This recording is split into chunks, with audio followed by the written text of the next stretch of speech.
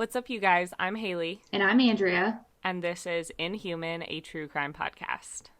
All right, so I think we're just going to dive into today's episode. There's not really any news or updates or anything that we want to share right now. And I think a lot of people are waiting for this episode. So we're just going to dive right in.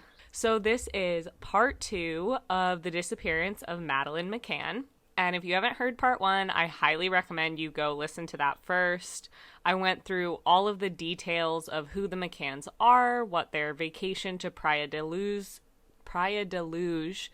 was like.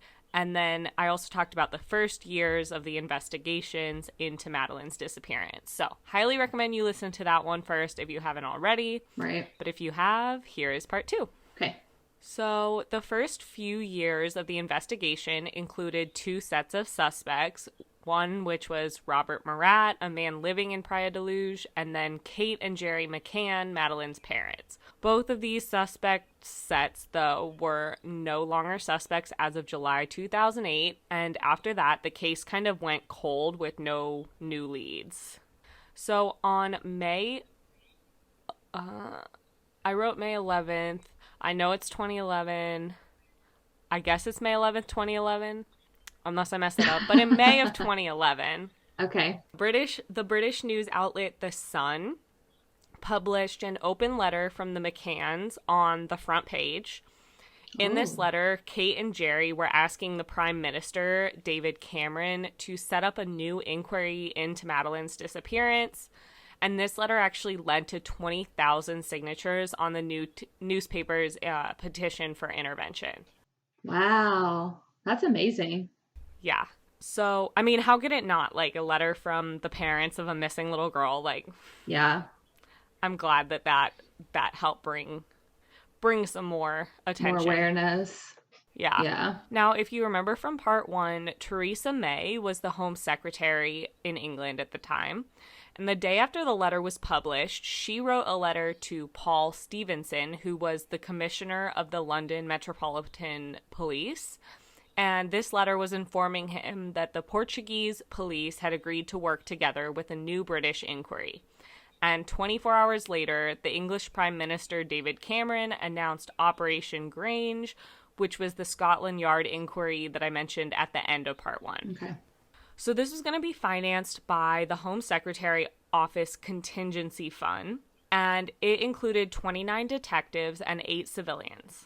Operation Grange was led by Commander Simon Foy, and there were 3 detective inspectors, including Andy Redwood, who was a part of the Scotland Yard's Homicide and Serious Crimes Command. There were also 5 detective sergeants and 19 detective constables.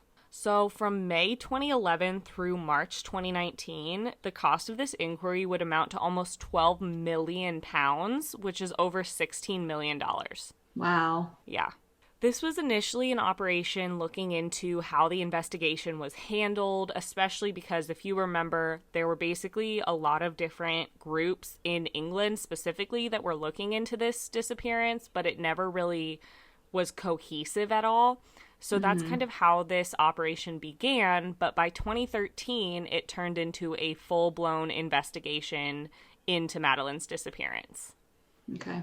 They investigated over 8,000 potential sightings of Madeleine over the years, and if you have done any research on this case, or even if you Google it, there's whole pages on here's all the all the potential sightings of Madeleine, and so they looked into over 8,000 of these. Wow. They also read and examined tens of thousands of documents and created age-progressed images of Madeleine. In the first 4 years of the investigation, they had taken over 1,300 statements, collected over 1,000 exhibits of evidence, and investigated 650 sex offenders. They also had looked into 60 different persons of interest. Unfortunately, though, this did not lead to too much in those first years. They just weren't really making any progress.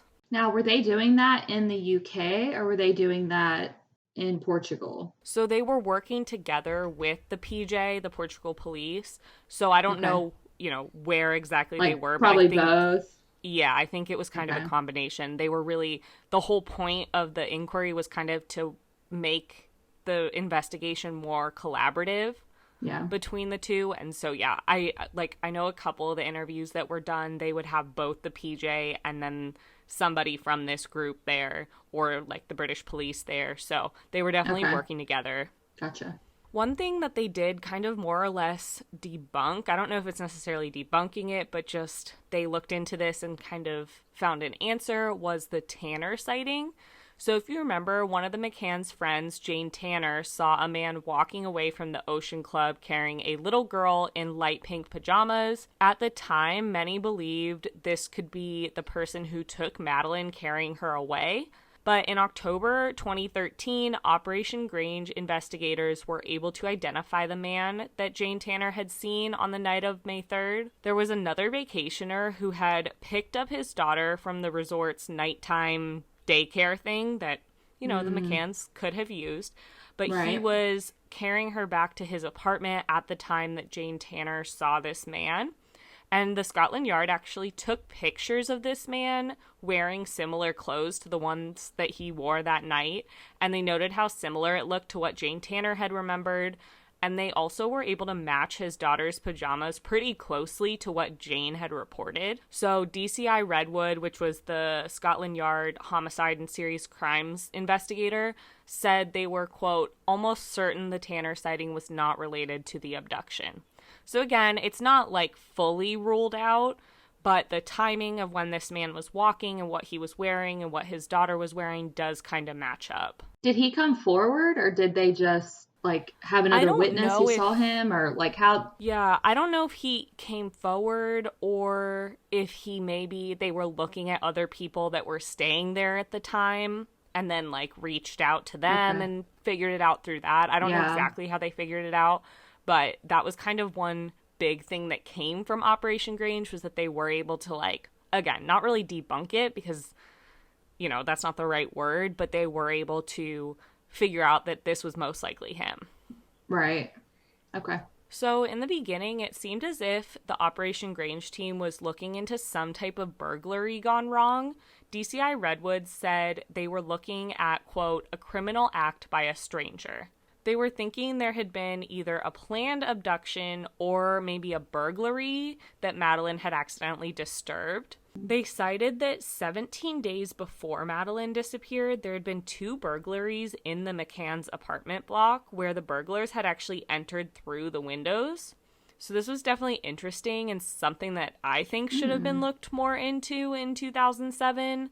Maybe yeah. they did and they found that wasn't relevant, but I do think it was interesting that there was kind of an increased activity of burglaries in the area around that time. Yeah, absolutely. And then there's one theory that I want to throw in here because it's definitely something I've personally thought about, and a lot of people consider this very unlikely, but I just want to throw it in here so we're covering all of our bases.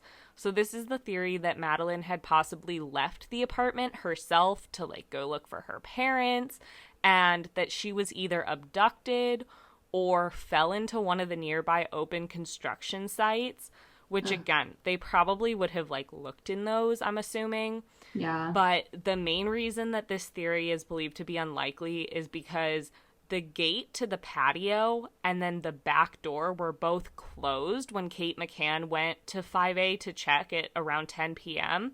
So Madeleine would have had to open and close both of those if she left. And so this was just unlikely. She was almost 4 years old. Yeah. And like she had just woken up. Like she probably wouldn't be opening and closing both of those properly. No, I don't think so. Leaving. Yeah. So yeah, just had to throw that in to cover the bases, but very unlikely. In 2013, DCI Redwood said, quote, on one reading of the evidence, the disappearance did look like a pre-planned abduction, which undoubtedly would have involved reconnaissance. So Operation Grange kind of started focusing on the Smith sighting and other reports of men hanging around apartment 5A at the time that the McCanns were staying there. In October of that year, They actually created a staged reconstruction of the crime scene, and it was broadcast on BBC's Crime Watch. So during this showing, they also released the e-fits of the Smith sighting of the other men seen around 5A. So if you remember in part 1, I talked about how the McCanns did get these e-fits of the Smith sighting man back in 2009. After it was a private investigation, but they did not release them to anyone but the police. They just made the decision to not. And so the public had never seen these sketches of the man that Marion Martin Smith had seen on May 3rd until now. Oh. So a few days after the reconstruction and sketches aired on Crime Watch, the Portuguese inquiry was reopened. The Portuguese Attorney General said, quote, "New elements of evidence justified the continuation of the investigation." Okay. I can kind of see why they didn't release the photos at that time, because there was didn't you say at one point that Mrs. Smith thought that the dad, she saw the dad? Yeah. So she very well could have been mistaken with all of it. So I can kind of understand why they waited to.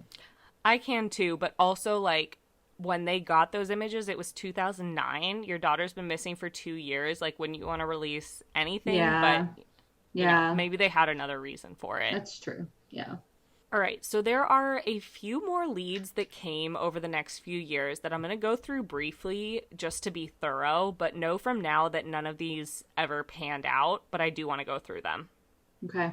In early 2014, investigators were looking into cell phone records of who used cell phones near the Ocean Club Resort around the time of Madeleine's disappearance on the night of May 3rd. They identified 3 men, one who had previously worked as a bus driver at the Ocean Club. They interviewed these 3 men in June 2014, but they were never able to find any connection to Madeleine's disappearance. They also found that a former Ocean Club restaurant worker had used his cell phone near the restaurant that night as well. This man, whose name is, and I'm going to butcher this, Euclides Monteiro. Probably said that wrong, but don't come at me. But this man, he had been fired from the resort in 2006, so the year before Madeleine disappeared. And this was after he was suspected of breaking into apartments to steal drug money. Oh, wow. So they thought, oh, maybe this could be a lead. This man actually died in 2009 in a tractor accident, but his widow told investigators that he had previously been questioned about break-ins involving sexual assault. However, once again, he had been cleared by DNA evidence, and they couldn't link him to Madeleine's disappearance. Okay. There was an Irishman who was a potential suspect for a little while. This man had been in prison in Ireland for the sexual assault of his 4 daughters, and when he was released, he had moved to an area of Portugal that was about 25 miles away from Praia de Luz. He was there when Madeleine went missing, but again, they couldn't find any connection. Mm. Another suspect was a Swiss man that I will also butcher his name probably, Urs Hans von Aisch, I think. Sounds good. I tried to look these up, but they don't There's have nothing. Yeah, these aren't big names or anything. So yeah, and they're irrelevant in the grand scheme of things because nothing panned out. Yeah. So yeah. So this man had been convicted of a 2007 murder of a 5-year-old Jelena Leonhard. Wow. And she disappeared in July 2007, so that was 3 months after Madeleine. However, it was reported that he was living in Spain when Madeleine disappeared, so that one didn't pan out either. Okay. The last big lead in the Operation Grange inquiry was Clement Freud, who was a broadcaster who had been accused of child sexual abuse. He had a home in Praia de Luz and actually had befriended the McCanns not long after Madeleine disappeared. Ew. Yeah. But his family said that he was in the UK when she went missing, and I guess they were able to verify that. So, again, didn't pan out. There's a lot of sickos around this case. It's kind of... There really are. I mean, there's a lot of sickos in the world, period, but... Yeah. In June 2014, the Scotland Yard and the PJ, which, again, is the Portuguese police, they began a new search in Praia de Luz. This included dogs and archaeologists who helped them dig up over 15 acres of wasteland in the area looking for anything in connection to Madeleine. But this search, once again, led to nothing. So pretty much not much happened after this for the next 5 years. Operation Grange did continue to receive funding, and they continued to follow up on leads, but there was never really anything concrete. In 2020, though, German police announced that they had a suspect that could have had something to do with Madeleine McCann's disappearance. And they also announced that they believed that Madeleine had been murdered and that this man had something to do with it. He was initially identified by German prosecutors as Christian B. German suspects at some level have like an anonymity allowed, but his name was either leaked or it was actually released at some point, so we know it now. His name is Christian Brueckner, and he is a German man who is currently serving 7 years in prison for the 2005 sexual assault of a 72-year-old American tourist in Praia de Luz. What the fuck? Yeah. That's almost, well, it's not as bad as a child, but that's like really like preying on the vulnerable, you know? Yes. Yeah.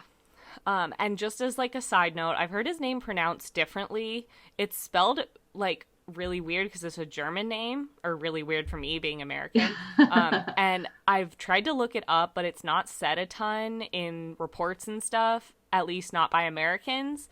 So I've mostly heard Brueckner, so that's what I'm going to be going with, but please nicely correct me if I'm wrong. Yeah. I would like to know if I am wrong, but I'm going to be calling him Brueckner. I feel like there might be a in there somewhere. Yeah. Brueckner or something like that. But yeah. And before I get any more into this story, I just want to give an additional trigger warning. There will be a lot of discussion of sexual assault and specifically child sex abuse. So I just wanted to mention that. I won't get into any details, of course, but I just wanted to give that additional warning. Yeah. This guy's a royal piece of shit. So Brueckner was a known sex offender in Germany, Spain, and Portugal, and he had a criminal history with drug trafficking, theft, and child sex abuse. At the time Madeleine disappeared, Brueckner had apparently been living in a house that was about 5 miles from the Ocean Club Resort in Portugal. But it's also reported that he owned or lived in a shack that was just 2 miles away. Okay. He also had a yellow VW camper and was seen driving that around the area of Praia de Luz when the McCanns were there, including just days before Madeleine vanished. So this is kind of just all placing him in that area. And then the day after Madeleine disappeared, Brueckner's 1993 Jaguar XJR6 was deregistered to him and registered to a new owner. And shortly after that, he left Portugal to return to Germany. Okay. Those are all suspicious things, but not necessarily guilty, but you know. Correct. But I will note, I didn't write this down, so I don't remember the exact details, but he had basically been in Portugal because he was wanted in Germany for some sort of crime. So he was kind of like hiding country out, hopping. sort of. Yeah. Yeah. So it's interesting that he returned to Germany knowing that like he was wanted there. I don't know, just an interesting side note. Yeah. But even more compelling, there was actually cell phone evidence that linked Brueckner to the area of the Ocean Club Resort on the night of May 3rd. So his cell phone was active in the area that night, and he even received a phone call at 7:32 p.m. that ended at 8:02 p.m. And as a reminder, Madeleine disappeared sometime between 9:15 and 10 p.m. So we don't know where exactly this pinged. You know, if he lived 2 miles away, I don't know how close they can match it, but they have kind of tried to get public attention of whoever was on the other side of this phone call. Please come forward because it might have information. You might know something. So it's amazing that they can even do that. Like see who all was in the area based on that. I know. It's so crazy. So this did happen, but at the time, in 2007 when they were investigating, he had left Portugal and returned to Germany, and so they never were able to really investigate him or link him to Madeleine at all. So in 2017, Madeleine's story was being broadcast all around the world because it was the 10th anniversary of her disappearance. Brueckner was at a bar in Germany with a friend when one of these broadcasts aired, and he told that friend that night that he was the one that had taken Madeleine. He said he, quote, snatched her, and that he had been stalking the family for 4 days beforehand. Sick Yeah. Sick if you really did that, and sick if you would lie about it. Yes. Ugh. So this friend thankfully went to police with this information. Good for you. Let's give him a round of applause. I know, really, literally. Like, God. most people probably wouldn't, so, yes. Yeah. So this was in 2017, and German authorities seemed to basically take time to investigate this before going public with it in 2020. Wow. And no, like, shade to German police at all, because also, like, if this was just a quote-unquote normal tip, it might have taken a long time to actually get to it, especially in a case as big as this. They probably still get tons of tips. True. So, in June 2020, after the German police announced that they had a new prime suspect in the murder of Madeleine McCann, investigators went to search Brueckner's home in Hanover, Germany. So they brought sniffer dogs, an excavator, and ground-penetrating radar, searching for 3 days in his, like, garden yard area. Mm-hmm. They seemed to walk away with nothing from that search, but they also were keeping everything very close to the chest, so we don't know if they did possibly find something else. Now, as police started looking into Brueckner, they also suspected that he was linked to many more sexual assaults, some of children, and even another murder. So I'm going to go through those, a couple of them. I think they've linked him or tried to link him to some more, but these are kind of the main ones that he's being linked to right now. So one was the disappearance of 5-year-old German girl Inga Gericke. In 2015, her family was on vacation in Wilhelmshaven. Again, I tried to look it up, but they only said it in German, so I couldn't pronounce it. But Wilhelmshaven, Germany, I mean. And so her family was on this vacation, and Inga disappeared into the wooded area behind the house they were staying in. They obviously immediately were searching for her, and just like Madeleine's case, Inga's disappearance hit national news, and there were many big searches for her, and she was never found. There are some eerie connections between Madeleine's disappearance and Inga's disappearance, including that Inga went missing a day before the 8th anniversary of Madeleine's disappearance.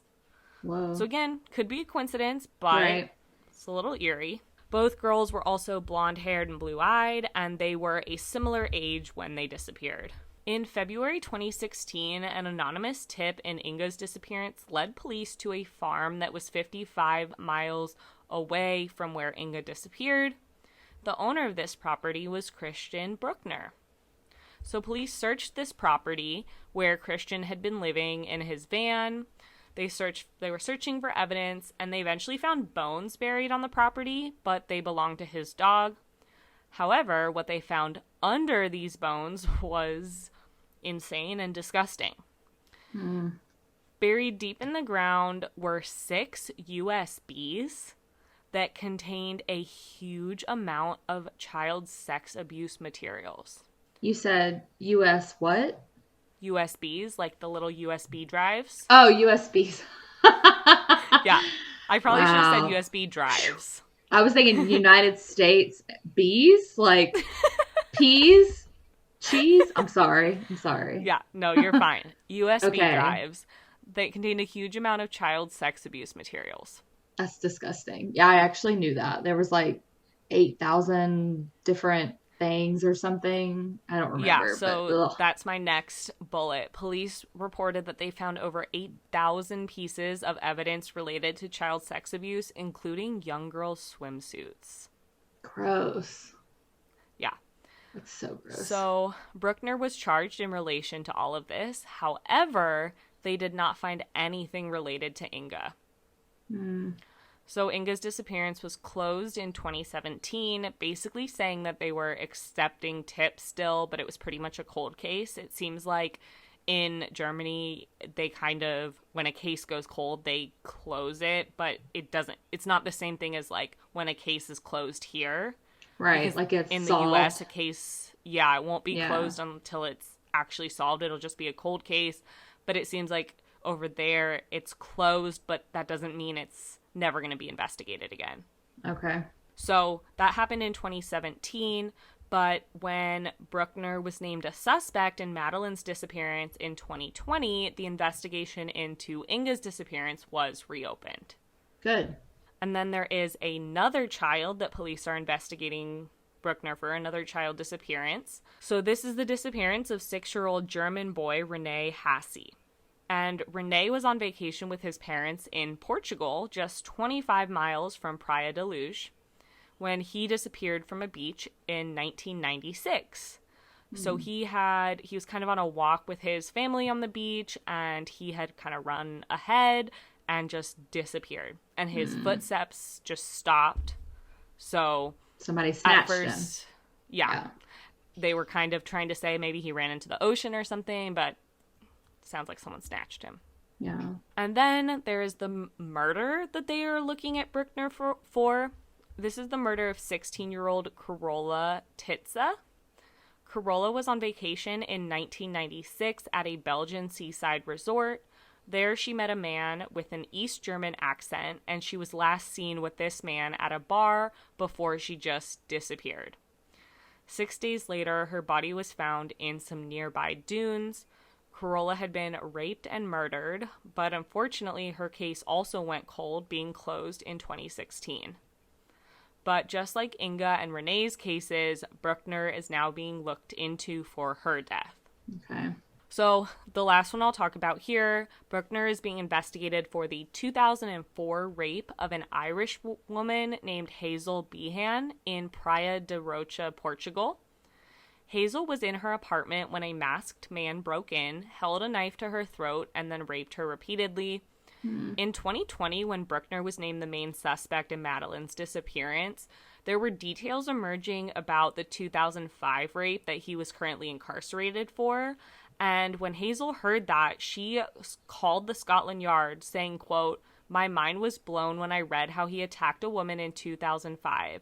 Both the tactics and the methods he used, the tools he had with him, how well he had it planned out.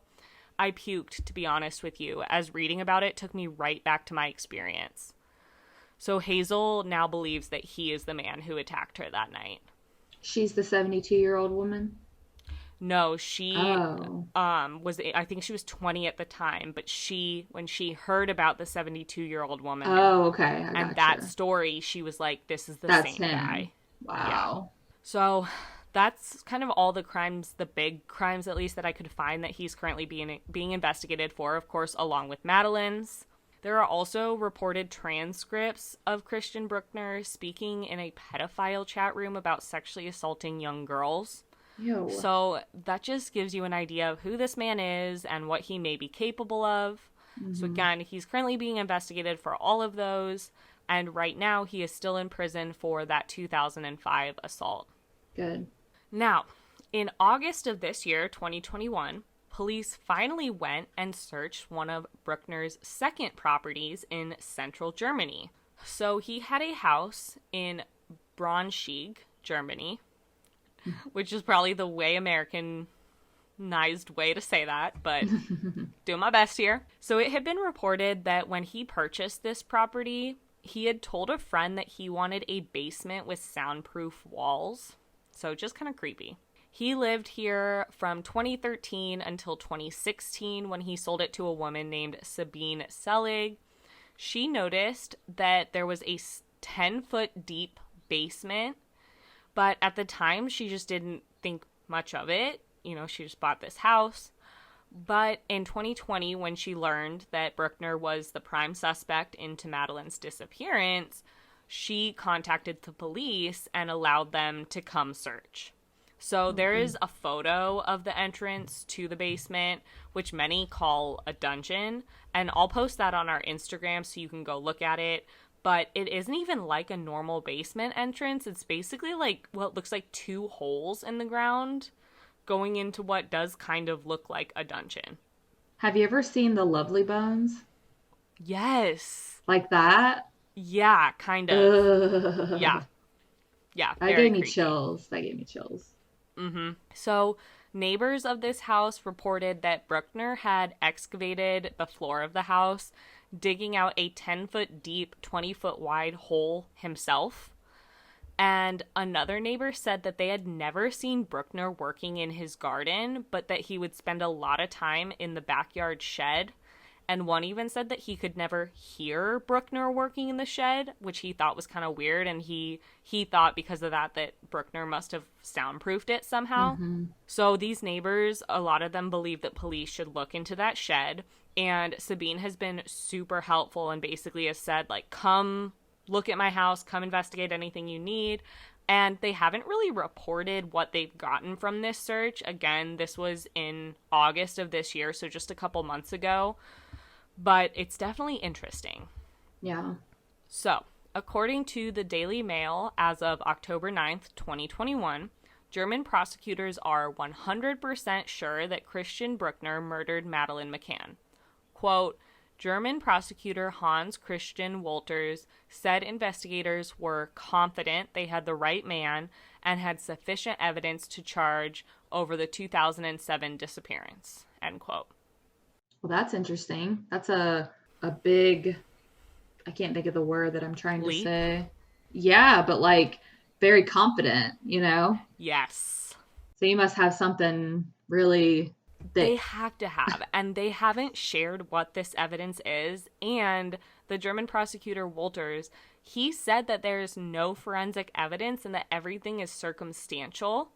So they technically still do not have proof that she is not alive, and they don't have any actual forensic evidence linking Brueckner to her alleged murder. So I'm like, what do you have that makes you 100% confident, but maybe there's something that they're just not sharing with us that, you know, like a witness account or something that they haven't shared. Yeah. So they are currently working to gather evidence while he serves his other sentence, and they said they are hoping to charge him next year, which, yes, we all want answers, but props to them for doing the investigation properly so that he actually will be convicted if he is guilty. Yeah. And Wolters has asked the public for patience while they work on the investigation, saying, quote, we have time on our hands because he is in prison. Yeah. So they're basically saying, you know, he's in prison right now, so we want to get this right. And, you know, I give them props for that. In June of this year, this is also just another note that I wanted to include in here, a handwritten letter entitled Christian Brueckner Press Release was published by a German tabloid. Brueckner is believed to be the author of it. It's not confirmed, but everybody thinks he is. And in it, he accuses prosecutors of, quote, perpetrating an unbelievable scandal by starting a public prejudice campaign against him. So, yeah. Dude. The letter also basically comes at German prosecutor Wolters and saying that he has brought shame to the German legal system and demanding that Wolters resign. And then, according to article in The Independent, quote, the letter dated 8 May was reportedly accompanied by a hand-drawn cartoon of two people ordering filet forensics at a restaurant, perhaps in reference to Mr. Wolters' comment that there is no forensic evidence to suggest that Madeleine is dead. Which is just so sick. Again, like, whether you did it or you didn't do it, like, seriously? Stop. Yeah. Yeah. Just stop. And I don't think they're too worried about this. If anything, I mean, in my eyes, it shows that he has something to hide, because if he didn't, wouldn't he just come out and say, like, I did not do this, you know? Yeah. Instead of trying to, like, divert the spotlight away from himself. Exactly. Yeah, exactly. So, we typically kind of try to always report facts, but because this is such a crazy case and, you know, we both have heard and seen a lot about it, I want to hear your theory, Andrea, and then I'll share my theory. So I will definitely say, when I first heard this case, that I did think that maybe the parents or some of the other adults that were with the parents had something to do with it. I never thought that they just outright murdered her. I thought, like, if anything, it was like an accidental thing and they tried to cover it up because it looked bad or whatever. Yeah. Um, but knowing a little bit more now and like thinking about it more now, I definitely think that it was a outside person who saw an opportunity. I do think that they were probably watched slash stalked Yeah. for days, whatever, prior to taking her. I do find it weird that she was the only one that was taken, but I guess it would be difficult to take more than one child if you're just one person. Yeah. But I feel like the person who took her like fixated on her and planned it out and probably saw, hey, these parents are leaving their kids every single night, Yep. and maybe even checked the door, maybe even had this whole plan, of going in, and it was just like a Right. perfect setup for him. So, I mean, if he was like, their apartment was at the corner right on a public street, so he could have been across the street watching them come and go and yeah, knowing, okay, timing it and knowing 20 somebody just minutes, 30 came. minutes. Yeah, Yep. exactly. As far as Christian being like my number one suspect, I think it is very probable, but I'm not 100% sold on it. Yeah. So I need to hear a little bit more like definitive, um, Yeah. what's the word? Evidence. Evidence? Sorry, my brain's Yeah. just like not working today. Before I can be like, okay, I believe it's definitely Yeah. him. Yeah. I agree with you. I feel like I'm like 80% Brueckner's responsible, but like 99% of me thinks that it was somebody outside of the family and friend group. When I Yeah. watched the Netflix documentary, I knew nothing about the case pretty much, and I was kind of thinking that the parents were involved at the end of the Netflix documentary. But after Yeah. doing all of this research myself, I just cannot put together even just physically how that would have happened. Like, yes, the Hmm. canine evidence is sort of compelling, but the Yeah. car wasn't rented by the McCanns for over 3 weeks after Madeleine disappeared. So the theory that they used it to transport her body, like, how would It doesn't add they up. have. Yeah. Yeah. And I just can't see how either because there was, witnesses that saw them in the restaurant that night. So how would this all have happened? And they were so quickly able to put her body somewhere that nobody could find it. So I can't see how, even if it was an accidental overdose or something, I don't see how they could have just disposed of her body without being caught with all the searches. So I Yeah. just don't think there's any way. Exactly. Yeah. I mean, I agree with you. Like the footage of the parents like being interviewed and stuff, it was very unnerving. Like Yeah. obviously everyone grieves differently, everybody responds differently to different things, but it just seemed very cold, you Yeah. know, But also, they could have been just like shut off. and shock. Yeah. Yeah. Yeah. That was why I think in the beginning I was like, maybe, but I Yeah. was like, there's no way. There's just no way they could have really pulled that off, I don't Yeah. think. I agree. So, yeah, I want to hear your guys' theories too. So please tell us what you think either on Instagram at Inhuman_podcast, or what's probably easier is in our Facebook group, Inhuman, a True Crime Podcast, because then we can all chat about it more easily. Easily, I think. Easily? Yeah, Or easily. English. It's Or just fine. easily. I don't know. But yeah, check out our Facebook group. I'll post it there, and it'll be posted on Instagram as well. But I am Yeah. hoping that what Walters is saying, that they want to bring a charge in 2022, will come true. I am manifesting that shit. Like, Yeah. this girl deserves justice, and if her parents She are truly does. innocent, they deserve closure and for the spotlight to be off of them because it has been for years. Absolutely. And I hope whoever did do it, I hope that they will, or come forward about like where she is too. Yeah.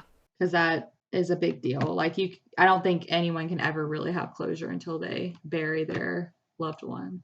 So Yeah, I think you're right. if she's, which I feel like she is deceased. I do too. So, yeah, that My Friends is the case of the disappearance of Madeleine McCann as of October 18th, 2021, when you are listening to this episode. So we'll definitely update if there's any breaks when things come out. But in the meantime, don't forget to leave a rating and or review if you're listening on iTunes. And if you're listening elsewhere, be sure to follow us. I don't know what else you can do on other platforms. Follow, subscribe.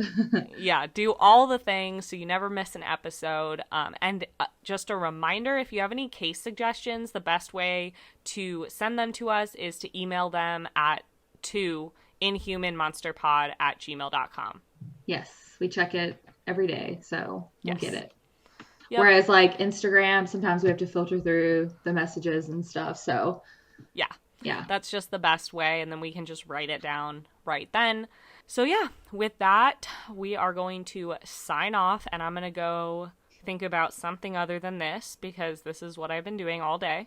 Because I procrastinated and did my notes right before recording. So this has literally been my life for the last 5 hours. So I'm going to go maybe watch some Loki or do something a little bit softer. Go watch You. I can't believe I forgot You. Oh my God. I know. It's I've seen the first episode and a half. It's really good so far. Good. It better be. I feel like this, the first, was it 2 seasons? Yeah. They were both really good. So yeah, my expectations are very high. I know. I've heard some people say they're kind of disappointed, so I'm kind of nervous. No! I know. But so far, it's been good, so we'll see. Okay.